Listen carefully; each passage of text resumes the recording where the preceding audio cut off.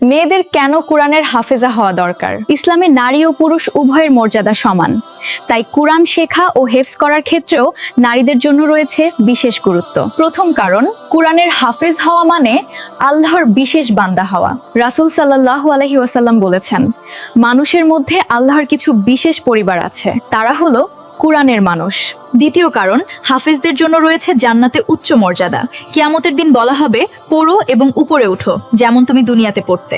তৃতীয় কারণ, কোরআনের হাফেজ ব্যক্তি ফেরেশতাদের সঙ্গী হবে, আর যারা কষ্ট করে কোরআন শেখে তাদের জন্য রয়েছে দ্বিগুণ সওয়াব। চতুর্থ কারণ, একজন হাফেজ তার মা বাবার জন্য সম্মানের মুকুট এনে দিবে, যার আলো হবে সূর্যের চেয়ে উজ্জ্বল। একজন মেয়ে যদি কোরআনের হাফেজা হয়, সে শুধু নিজেই সফল হয় না, বরং তার পরিবার ও সমাজের জন্য হয়ে ওঠে আলোর দিশারি। তাই আসুন আমাদের কন্যাদের কোরআনের পথে এগিয়ে দিই, দুনিয়া ও আখিরাত দুই জীবনেই সফলতার জন্য।